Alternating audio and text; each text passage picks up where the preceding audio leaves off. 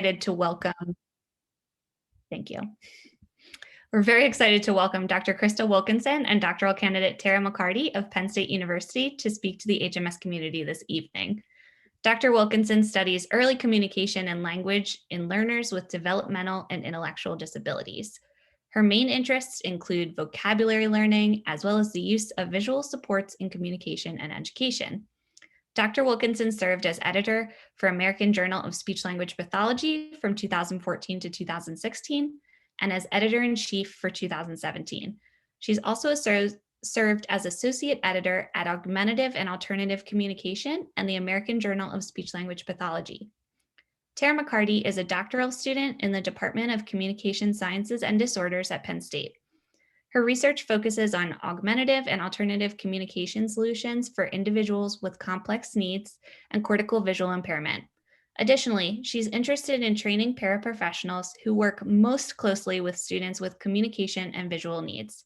Tara is a certified speech-language pathologist and worked in public school settings in both Pennsylvania and Missouri for 7 years prior to returning to Penn State. Dr. Wilkinson and Tara will be discussing the current and future state of research as it relates to cortical visual impairment and AAC. Thank you both so very much for taking the time to meet with us tonight, and I'll open it up to your presentation. Thank you, Julie. Hopefully I can get this going. We can see it okay? Okay. I only see about 5 of you on my small screen, so if at any point anyone wants to interrupt, we do have a period for questions at the end, but feel free to jump in if something comes to mind throughout. So as Julie said, we're going to be talking about cortical visual impairment and augmentative and alternative communication and the recent research that we've done, plus where we're hoping to go in the future. So if many of you are faculty at HMS, you know that cortical visual impairment is a brain-based visual impairment that often co-occurs with communication impairments. And it was estimated by Nielsen et al. In 2007 that 10.5% of all children with developmental disabilities or disorders have CVI. CVI is not the same as ocular visual impairment, so we have to treat it differently. And we know that educational and rehabilitative strategies that are designed for people with ocular visual impairments may not be applicable or translate to individuals who have CVI. We just wanted to point out 2 of the major pathways that are involved with CVI, the ventral pathway and the dorsal pathway. We also hear about the ventral and dorsal pathways for language, but we're speaking about ventral and dorsal pathways for vision here. The ventral pathway, which is shown in blue on the brain there, is considered the vision for perception pathway, and it helps with the visual recognition of objects and details. It connects the primary visual cortex to the temporary cortex via the inferior longitudinal fasciculus. And then the dorsal pathway is the vision for action pathway. It supports actions and recognition relevant to movement and form and light, and it helps with recognizing where objects are in space. It connects the primary visual cortex to the parietal lobe via the superior longitudinal fasciculus. So when we're thinking about individuals and children with cortical visual impairment and some of the implications that we might see due to damage in either of these pathways, there's the potential impact to object identification and face and shape recognition if there's ventral pathway damage. And then there's a potential impact to spatial processing tasks, visual attention, and visual motor integration if there's dorsal pathway damage. And you might be thinking about your own child or individuals that you've worked with who have deficits or problems in some of these areas. And some of these things are what we're specifically hoping to understand better. So CVI is not well understood, assessed, or treated due to its heterogeneous nature across individuals. There's ultrasounds and CT scans and MRIs that can look at that underlying neurological impairment. But there seems to be across the United States and across the world a little bit of I don't want to say disagreement, but people are doing different things to assess functional vision. Some people are looking at different qualities of CVI, the different characteristics individually, and assessing visual acuity and visual perception. And one assessment that's used to look at functional vision in CVI is the CVI range by Dr. Christine Roman-Lancy. The research we've done so far, we've been able to partner with the Bridge School in California, which does use the CVI range to help categorize the vision of the individuals with CVI. So you might be familiar with the 10 characteristics that often describe CVI, and the ones in yellow are the ones that we've kind of looked at so far or are hoping to look at in the future with our research. So from what Dr. Wilkinson and myself have learned so far about CVI from collaborating with the Bridge School and Dr. Sarah Blackstone and Dr. Christine Roman-Lancy, we kind of have picked a direction for where to start to try and better understand the visual processing of individuals who have CVI. And we're ultimately hoping that this will lead to improved AAC design and intervention. But we also, like I said, are really hoping for suggestions, feedback, and questions from all of you. So we're going to walk you through 5 studies, 4 of which have already occurred, and then 1 which we're working on, and kind of explain the results to you and then our next steps forward. So Dr. Wilkinson's going to start with the stakeholder survey. Yeah, so the stakeholder survey was conducted by various people who are affiliated with the Bridge School. And it was a survey of both professionals as well as parents on some of their experiences in terms of finding or accessing services for their children who had CVI. And so you can see from the professionals, we had professionals from a variety of different disciplines, including speech and language pathologies, teachers of the visually impaired, special education, assistive technology, and so forth. And so we had a nice range of perspectives from the professionals. And we also had 63 parents who contributed information to us. So it was nice because we were able to get kind of more than multiple different kinds of perspectives. Just kind of as a summary, and I'm hoping, you know, if this is resonating with you, we can hear that, or if you have things to add, that would be great too. But basically, the professionals talked a bit about barriers to service provision. They talked about wanting to have more training opportunities to get more information, and also priorities towards improving service delivery. And that's probably the number one thing, is how can we make our service delivery as optimal as possible. In terms of barriers, you can see there's a number of responses here, and I'm not going to go through them all, but really these professionals who responded really talked about time is a real barrier. And that probably is something that you experience as well. Resources in terms of the kinds of AAC, even resources that they would want to see. People spoke about not having enough knowledge about themselves about CVI, or not having enough knowledge about AAC, and then access to assistive technology equipment. So these were the primary barriers that were identified by the professionals. Folks really were looking for training opportunities to help them plan for, they found planning for children in the classroom was difficult. Lack of knowledge in general about CVI on IEP teams. So the TVI is going to know potentially a lot about that, but the other folks on the team may not. So concerns about development of skills in serving kids with CVI, administrative support, and so forth. So some institutional barriers really there, and some educational barriers.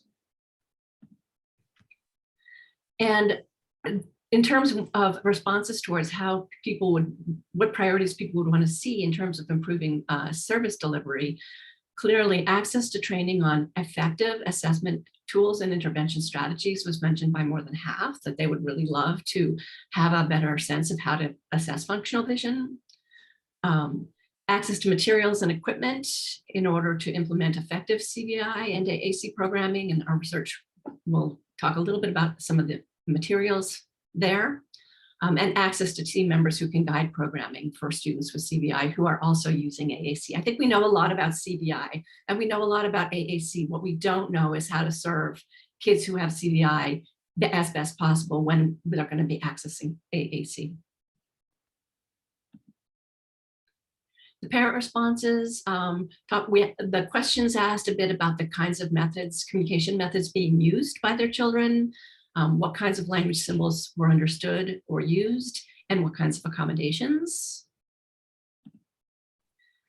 So primarily, the parents were reporting that their children were using non-aided or body-based methods of communication, such as gestures, such as vocalizations, facial expressions, body postures. The one was reported the lowest was manual signs, and this is going to kind of continue as we go into the aided AAC methods. So these are the unaided or the body-based methods.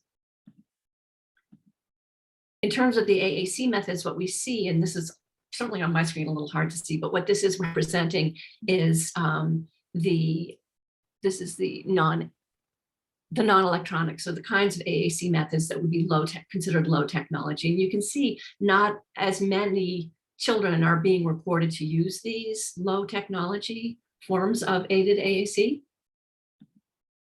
And the same thing holds true for the higher technology.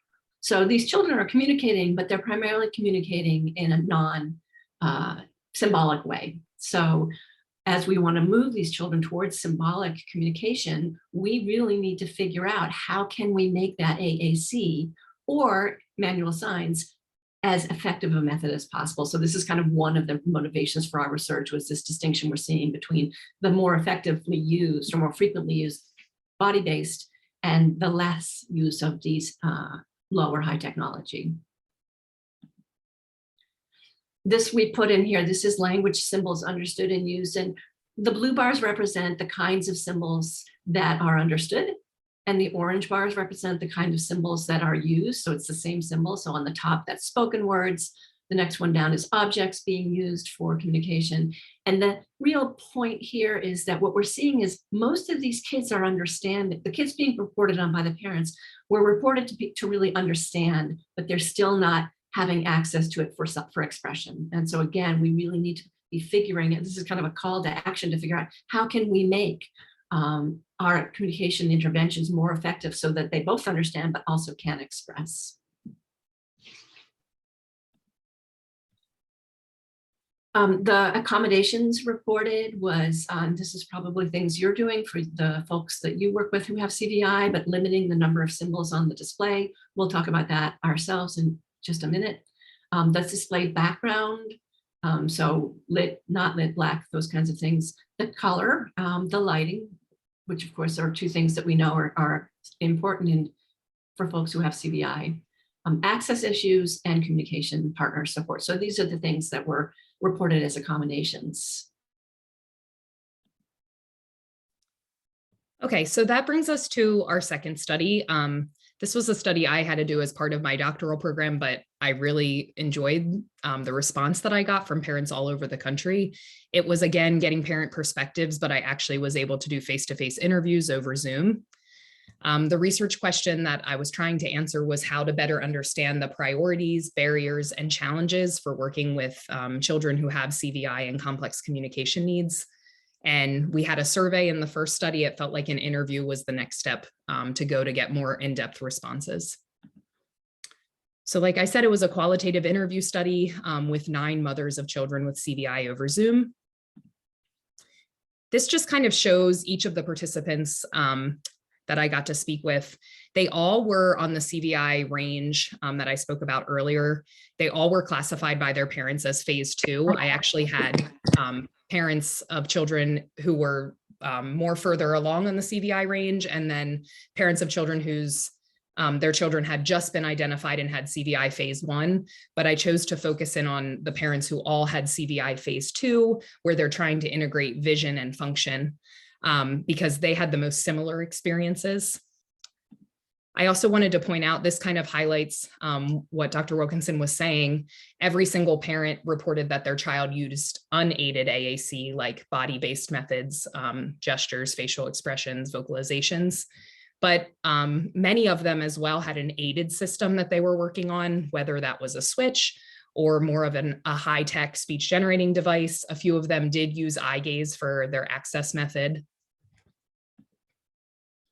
So 5 overall themes were identified as indicative of parents' experiences, but I'm just going to share one of them that feels most pertinent to tonight's discussion. These are 2 quotes from actual parents in the study. One mom said, "Putting that," meaning CVI, and AAC together has really been a frustrating row. And then another mom said, "He just needs to be able to communicate in different situations and locations, so it can't be just one way to communicate." And these quotes kind of highlight the theme of guessing game, which is what one mom said, and other moms put it in a different way, but this process of piecing together CVI and AAC. And there were 2 sub-themes that kind of arose underneath that. The first one being trial and error.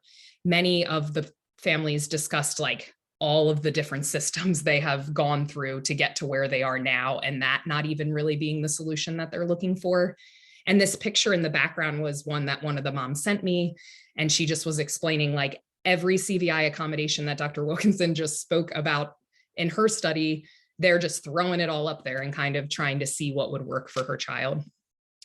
And then the second sub-theme was this just not one way to communicate. All of the parents spoke to the fact that aided AAC is important to them, and they want to find that solution for their child, but they also recognize the importance of those unaided methods of communication so that their child can communicate no matter where they are. Because up until this point, aided AAC has failed many of them in many opportunities and many situations. So this study was an interview, but then many of the parents wanted to send me what they're doing. So it could probably turn into something else like an artifact review or something. But this was one of the participants, Grant, who was 12 and had Jordan syndrome and was diagnosed with CVI at age 5, CVI phase 2. His mom said that he mostly was using unaided AAC and this PECS hybrid system, but they were also trying to do the bubble letters to work on literacy, trying to work on counting, trying to get him to request. But mom really talked about his diagnosis and his behaviors that he had and just the frustration that he has because of his lack of communication. And then this was Isaac, who was 11 and had CP, and again was diagnosed with CVI at age 5 and was in phase 2. He also used unaided communication, but he did have a Tobii Dynavox I-16, which he was able to use his eyes to access. And you can see here, he's working on requesting, and he has the opportunity to choose activities that he wants to do, and they're working on literacy with mouse and a cookie. But we see the fact that there's a lot less symbols on the screen. They're using that high contrast background, and mom's kind of using a hybrid of different symbols where some are photographs and some are line drawings, and they're just trying to figure it out. And then finally, this individual, Chase, was using switch scanning to access his system. He had CVI diagnosis at 4, and he was using this Accent 1000.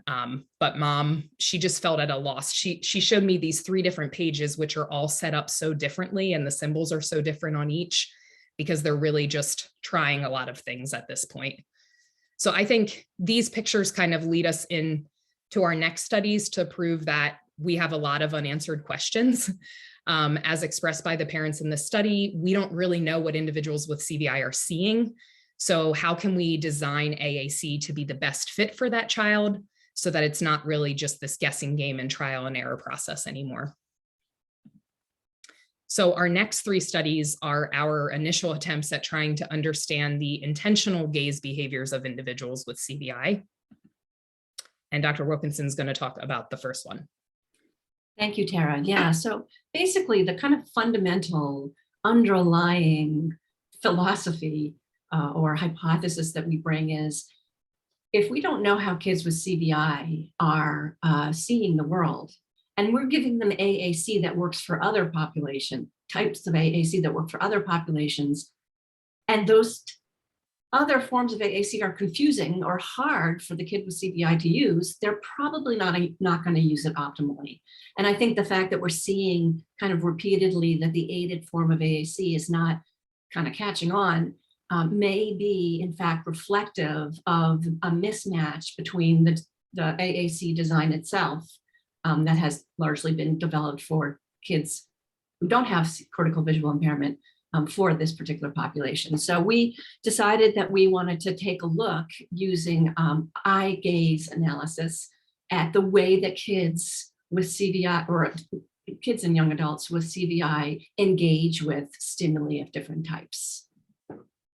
So our first study actually used automated eye gaze technology. This is a research system, not a clinical access system. So you may have folks who are accessing their AAC using their eyes.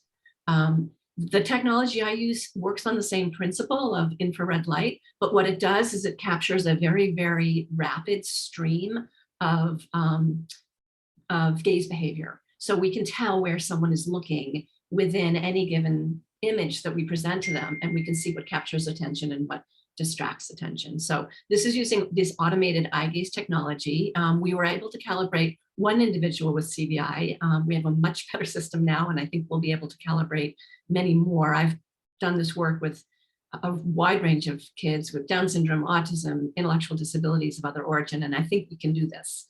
But right now we have the technology. I was out in February of 2020 collecting these data, so COVID was right on our heels. So that's why we only have one. But this is an example. Oh, sorry. This is an example of one of the stimuli that we presented, and this is from the CVI range assessment scale. And what you're seeing on the top is, because it's automated, we can then enclose areas of interest. So we were interested in looks to the teddy bear's face. So we enclosed that in one area of interest. And so the technology will then tell us information about whether or not the individual looked at the teddy bear's face, for instance. So we'll come back to that. So we were interested, we chose as our first measure stimulus complexity for two reasons. One, because we know that stimulus complexity can be problematic for individuals who have CVI. They may have difficulty with overly complex stimuli. And also because stimulus complexity is a huge part of aided AAC, right? We can see boards that are squished together with lots and lots of items. You heard Tara talking about people trying to reduce the number of items. That's all complexity. So what is the influence of stimulus complexity on allocation of visual attention? And then also throughout these next two studies, how does the pattern of visual attention relate to the score on the CVI range? So does this clinical assessment tool, which would classify the child's functional vision, match up to what we're seeing in terms of their actual patterns of gaze to stimuli? So this is just some examples of the stimuli. There's actually 8 levels of complexity. I'm showing you 1, 3, probably 1, 3, 5, and 7. So the very simple stimuli are large and centrally located. And then you can see as we get more and more complex, the item both has shrunk and also has many more items around it. So the method, we use this automated eye tracking technology, which basically sits at the bottom of a computer screen and uses, again, infrared light to detect where someone's looking at the computer screen. In ours, it was every 16 milliseconds. So this is a video. It's going to go really fast. So this is a video showing you what kind of data we collect. What you're going to see is you're going to see lines, and those are the saccades, or the jumps.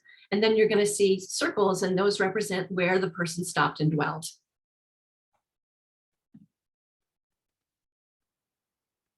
So you can see in here, I mean, what I love about this is it really illustrates, this looks like there's some really deliberate looking, right? It's not just random scanning, but we're seeing looks to the colorful items and then to the 2 meaningful items on the floor.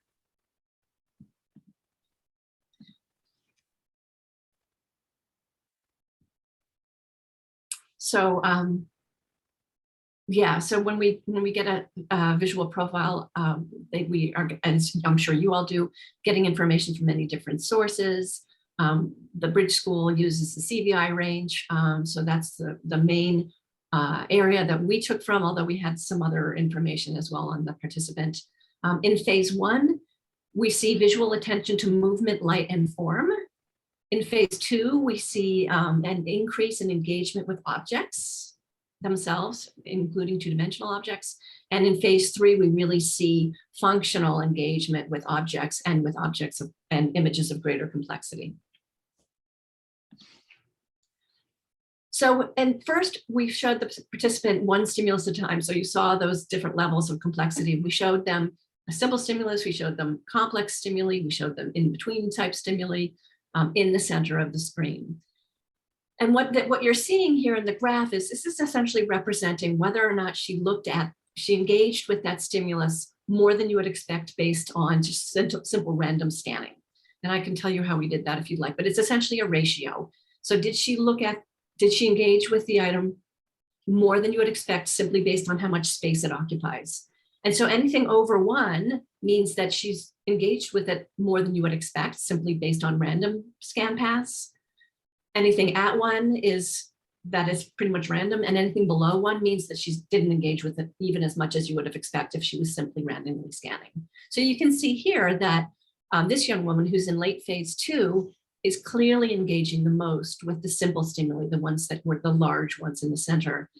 She's engaging more than expected simply based on chance with the medium stimuli, and the complex stimuli, she's really just kind of randomly scanning that. And please stop me if you have any questions about this. Well, that's not unexpected. We expected her to engage with the more simple stimulus, and she did. When we then presented the participant with 2 stimuli at a time that had different levels of complexity. So in this case, we have a medium, which is on the left, and a complex, which is on the right. So these were all, sometimes it was simple and complex, sometimes it was simple and medium, they were all counterbalanced.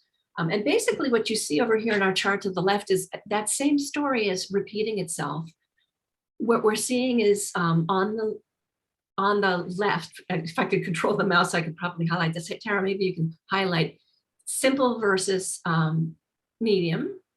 Sorry, these are simple versus medium in blue, or simple versus medium blue. Sorry, I'm having trouble reading, my slide is so little. So what we're seeing is that she's engaged with the simple stimulus more than you would expect based on simply random scanning, but she's not engaging with that medium stimulus even as much as you expect. So basically her attention is all the way over on that simple stimulus and it stays there. And we see the same thing when we are comparing simple versus complex. So now we have a simple stimulus and a complex stimulus. And again, you see that her engagement is with the simple stimulus much more than you would expect based on just random scanning, but she's not interacting with those complex stimuli. And then finally in yellow, that's what we're actually seeing in the right-hand side. That's a medium versus a complex stimulus. And here the patterns are really diffuse. She just does not seem to have any specific deliberative viewing. So what we're really seeing is, again, the simple stimulus is engaging her, and particularly the complex, but the medium are not engaging her as much. Does that make sense? All right. And then finally, because this was automated technology, we could really look very precisely, these were large stimuli, very precisely at what she was looking at within the simple stimulus. And we had this one simple stimulus that, as you saw before, was kind of animate looking. It was a line drawing, but it had the eyes and it had a happy smile on its face. So, but it also had 2 really bright spots of color. So Tara, if you could highlight for me, the top of the bottle was bright yellow and the foot pads were bright red. So if she was being attracted, we had competing potentially hypotheses here. If she was being attracted to the color, we would expect the attention would be paid to the bottle and to the foot pads. But if she is engaging with the face, which is what starts to happen as you move from phase 2 into phase 3, we would expect to see engagement on the face instead. And what we saw here is that indeed, she had 2 trials where she saw this simple stimulus, and on both of those trials, her engagement was primarily with the face. So this is the % of time spent on the face. There was also some attention paid to the body, which may have been around the top of the bottle. There was a little bit of attention to the bottle, and none to the foot pad. So this is interesting because this young woman was right at the end of phase 2 and entering into phase 3 from a CVI range estimate. And these data really support that she's actually probably moving into phase 3 because we're seeing that engagement with the face rather than with the more stimulus-driven colors.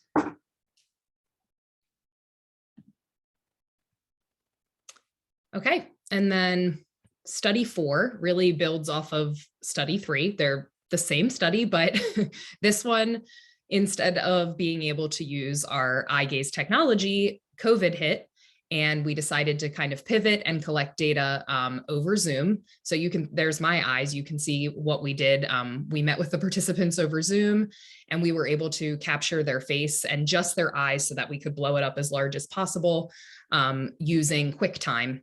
And then we used a coding system, which that's what is down here, to help us code their glances and fixations to the left, to the right, to the center, and how long that took place.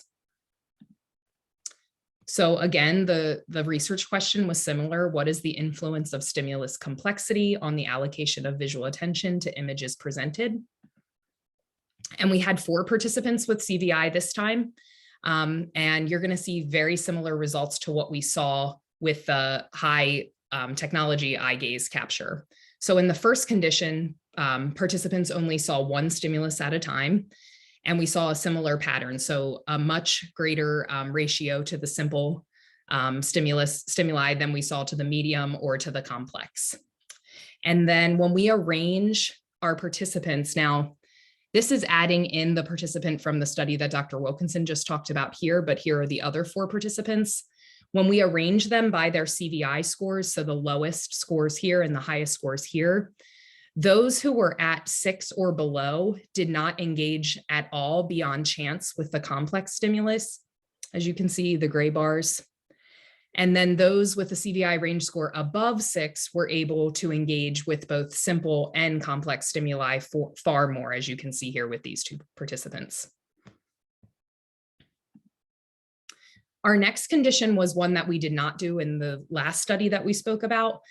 We presented 1 stimulus on the screen at a time, and we paired it with a simple verbal cue, look for Teddy or look for the duck. And this was really interesting because we saw that there was greater engagement across all of the participants due to this provision of this verbal cue. We don't really know if they understood the verbal cue or if it was just that social engagement piece of that task. But we saw increased ratios for even our participants who were below 6 on the CVI range. And then our final condition was the one that Dr. Wilkinson talked about, where 2 stimuli were on the screen at once. And what was interesting was that for 2 of our participants, we noticed here that they had a side bias. So they were clearly only looking to the same side of the screen for most of the presentations in that condition. So a clear right side bias and a clear left side bias from these 2 individuals. So we chose to just focus on the 2 here in the middle. And what we saw here were similar patterns with an increased ratio to the more simple stimuli. So given those 2 studies, there's a lot of considerations to think about for working with students with CVI specific to stimulus complexity. First of all, just thinking about the way that we design AAC systems and materials to work with individuals with CVI. So we saw that 2 of the total 5 participants were thrown off by having 2 stimuli presented at once. So that makes me think back to the earlier study I talked about, where parents were showing us what they're working with, and some of them were really parsing it down to only having 2 or 3 symbols on the screen at a time. Thinking about AAC, we want these individuals to have access to robust vocabulary, but are robust vocabulary boards that contain a lot of symbols suitable for folks with CVI, or will having so many items on the single display interfere with their deliberate looking? And we also have to think about that when we present materials as well. And then we just saw that greater visual attention to more simple stimuli. And then finally, it's interesting to think about that impact of that simple verbal social cue for increasing visual attention and the motivation to task, and how that might play into our therapeutic interventions or when we're trying to work with individuals who need AAC and have CVI. Yeah, and Tara, if I could just Yeah. back, one of the things we need to be careful of and that we have not studied yet is that, if you have trouble with your vision, but not with your hearing, those verbal cues may be useful, but we also have to make sure we're not bombarding them, because every auditory stimulus is going to be distracting away. So I think we did it before we presented the stimulus, and I think that helped with the motivation, but we have not really figured out if there's like a timing thing that really we need to focus on in terms of that relationship. So Dr. Wilkinson's just going to kind of preview our study that we're getting started on right now. Excellent. So what we learned from the first two studies is that either automatic or the high technology or hand-coded data can tell us how individuals with CVI interact with visual stimuli. And it seems to be that both of them seem to be quite powerful and are giving us the same types of results, suggesting that both ways of doing it are useful, but also are very powerful. We can get great information about how these kids are interacting with materials. Now, the stimuli we used before that was looking at visual complexity are not at all symbols that I would suggest you put on an AAC display. We did that actually specifically because we were interested in the CVI range connection, and those are from the CVI range. So we acknowledge those are not the kinds of AAC symbols that you would use. But what it did tell us is that we can use this methodology to really learn about how kids are engaging with stimuli and what throws their visual attention off. We know from data at the Bridge School that I don't know if it's been published yet, but they've done a longitudinal study of how clinicians are interacting with kids with CVI. And they're using a lot of motion cues and a lot of luminance cues. So they're using motion to attract attention or light to attract attention. So those are also very important, particularly at the lower kind of kids whose vision is still emerging. Very important cues. So that's what we wanted to focus on now in terms of, does motion and luminance draw a child's attention? And actually what we're really interested in is, do different kinds of motion attract attention differently? Because we could see some motion being an attractor and some motion actually maybe being problematic. So we're hoping to do both virtual and in-person data collection.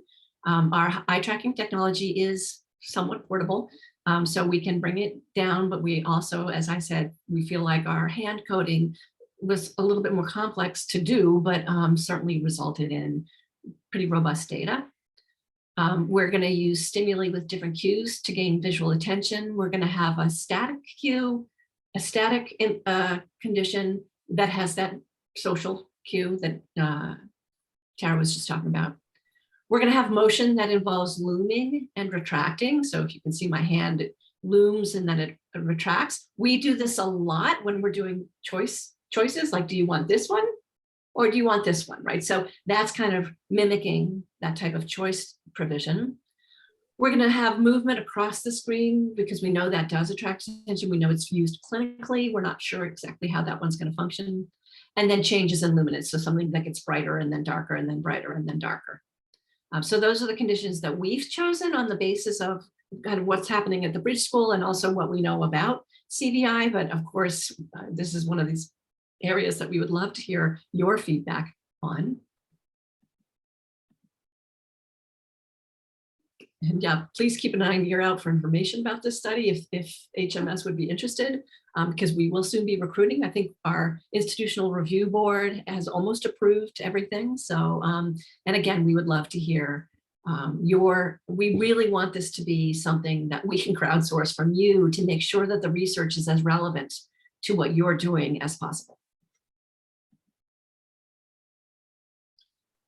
Tara, you want to take? Sure, I'll wrap us up here. So far, our research, what we've already done and what we're hoping to do in the future, it's really seeking to identify those stakeholder barriers, supports, and priorities so that we have a basis for what we're doing experimentally. We want to inform clinical practice for the development of educational materials and AAC design. And we've thought about that so far in terms of visual complexity. And now we're trying to move forward down that list of common CVI characteristics and think, how can we move it forward for the development of these materials and design in AAC by looking at motion and luminance. So that is our presentation, and I'm probably going to stop sharing because I can only see 3 people. So give me 1 second here. There we go. But we, like Dr. Wilkinson said, we'd love to take questions, comments. If anything we're doing, you're like, oh, you should try this. We'd love to hear anything that anyone has to say.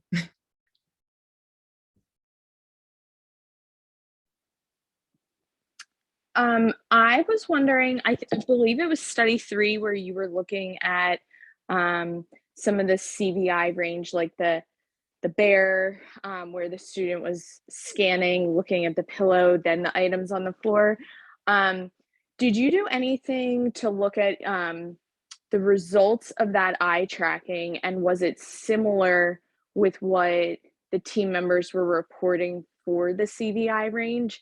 Is there any way to use that data to tell if we're correct or on the right track in terms of our observations? Exactly. Yes, that is exactly what we would like to do. And the automated gives us it's a little bit more precise than the hand coded data, because there's just so much you can do with the hand coded.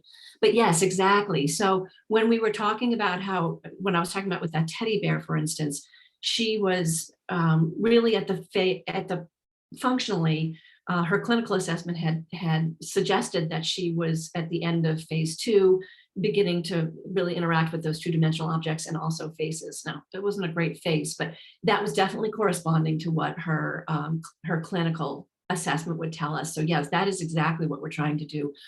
With her, since we only had one with her, we tried to look, so what we were presenting was kind of engagement with simple stimuli, complex stimuli, or medium stimuli.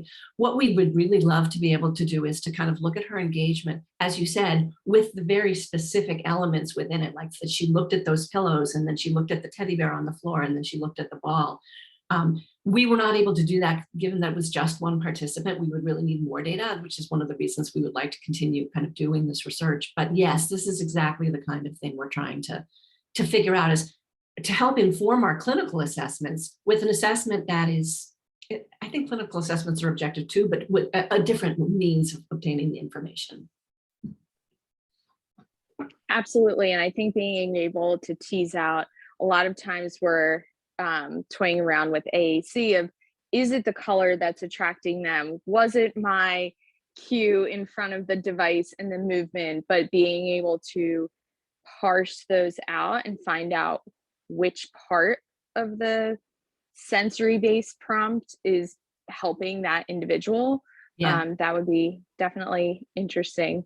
And then my only other question is just for maybe like parents that are listening later on to the recording, but can you describe the difference in the technology you're using to look at these motions versus a typical eye gaze system, and how that software is a little bit different, why we're using one clinically and in research?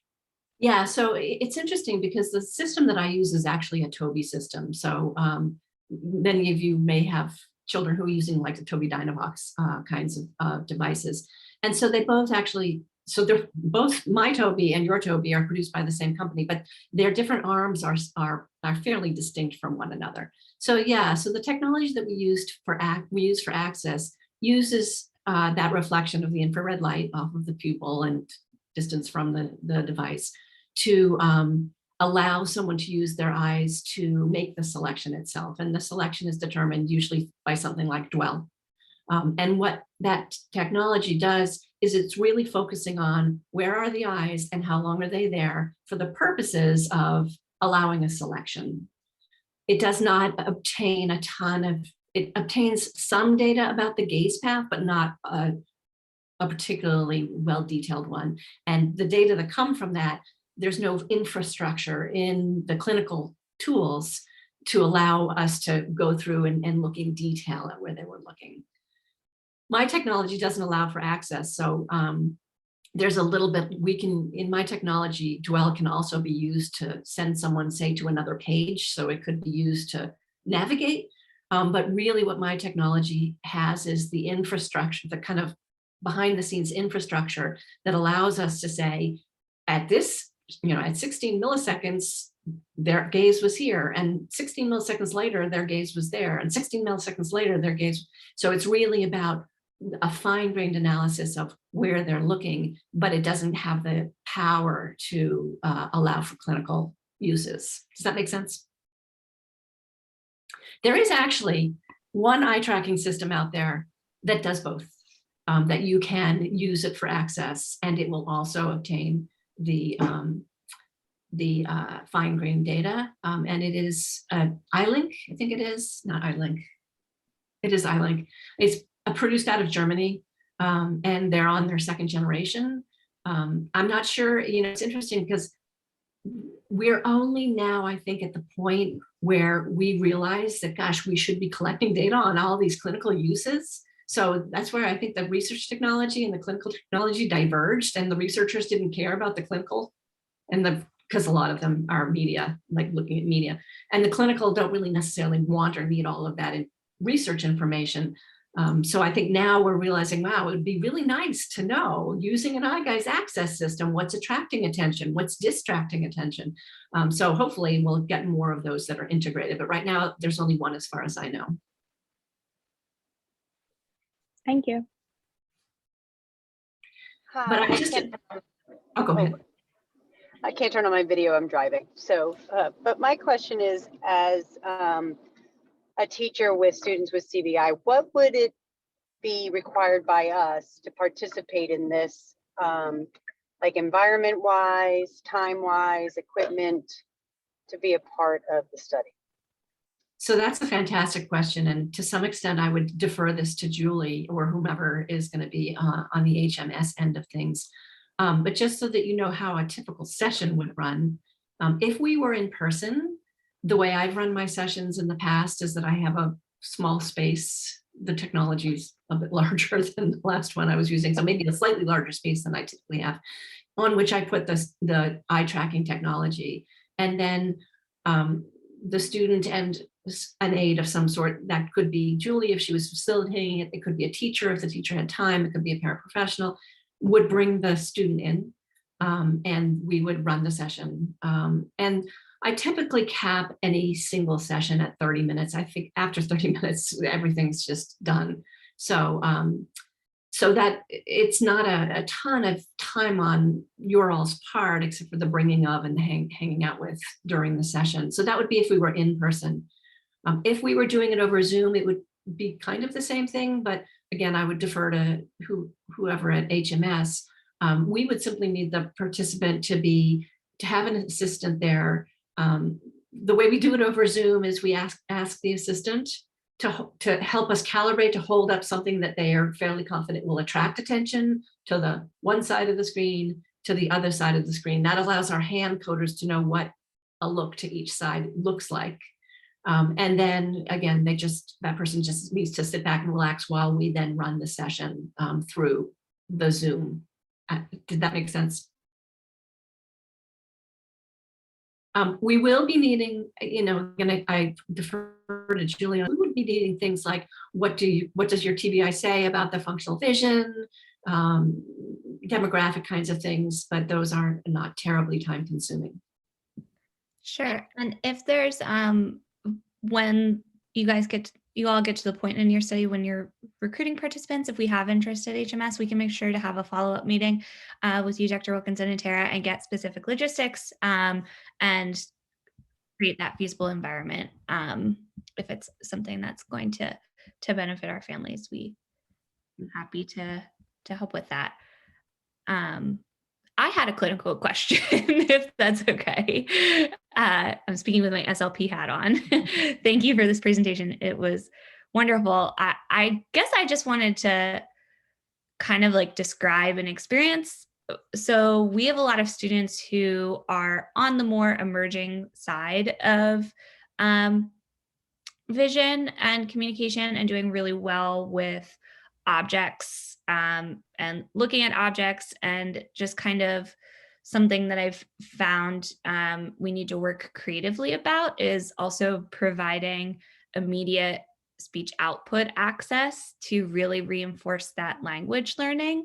And so it's been an interesting experience, like working creatively with our TVI and with our education department, and with our OT department, and with parents, to make sure that we're creating that really simple visual stimuli, but then also providing access to something like an eye gaze device in the background where it's not in view of the student and blocking visual attention, but is able to pick up immediate visual gaze and provide that speech output to the student for that reinforced language learning. So I'm not even sure if this is really a question or just describing something that I think is interesting, but still a little bit of a challenge to work clinically to really make sure that we're giving those students access to learning language and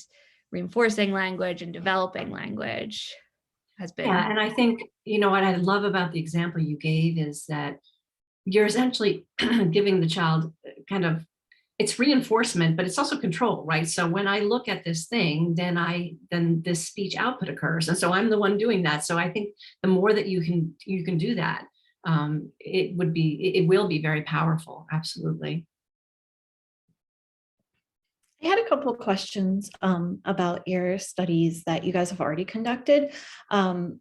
I heard that you guys are saying one of the things you're looking at is trying to figure out how you can help with like educating staff and educating families about CVI, and that question of what does the child see? How do they see? And I'm wondering if with your data, if you have like comparative data for a neurotypical child. And I'm wondering if comparing neurotypical vision pattern behavior to the CVI child might be helpful in a way of showing like the differences there and not necessarily showing what a CVI child sees, but how it's different. And maybe in that way, helping people to understand a little bit better how significant those differences might be. I don't know if you guys have comparative data like that. We don't. That is an excellent, excellent question. So COVID hit right after, as I said, I was out there on like February 25th in California. And so COVID really shut down all of the automated. So we couldn't get it for that. We did actually for our one that we coded by hand, we did have a comparison group for that, although they were adults without disability, so they weren't children, and our age ranges were pretty broad even in that small study of 4. What we found for the when we were kind of thinking about those data was that our neurotypical individuals, when one stimulus came up at a time, they would just stare at it.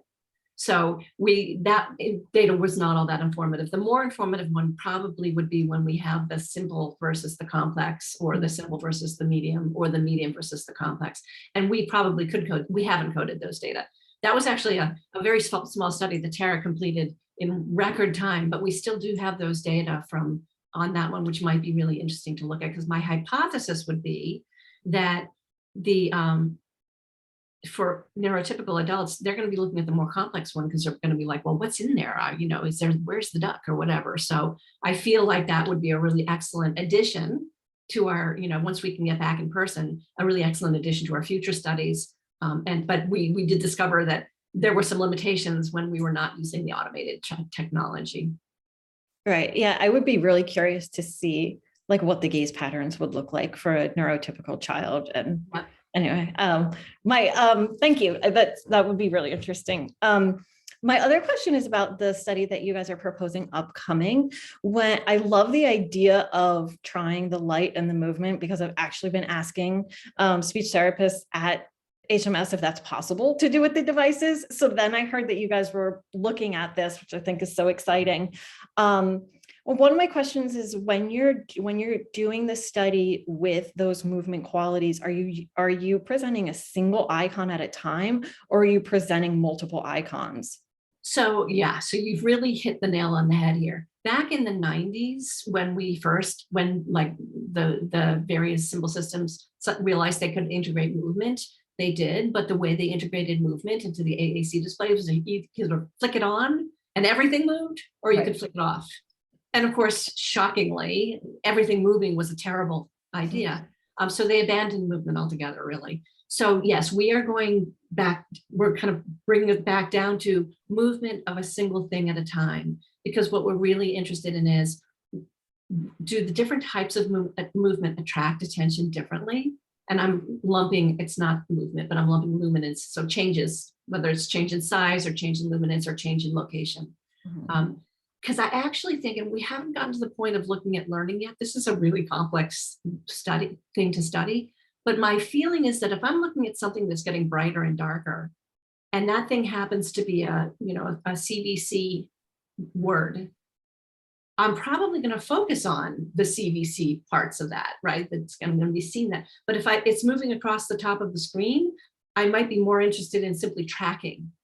So there may be some implications. So we're looking at both how much they're looking at it when it's actually moving, but also how much are they looking at after it stops moving, because I think those are going to have some implications for learning down the road. Thank you.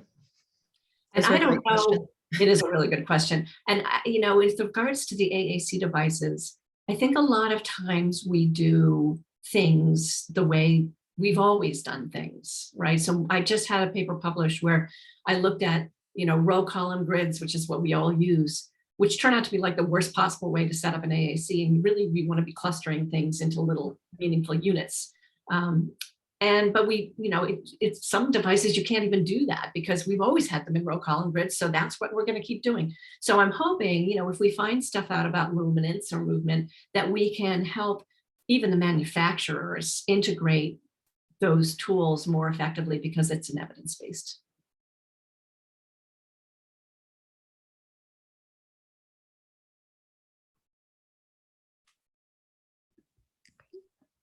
Do we have any additional questions?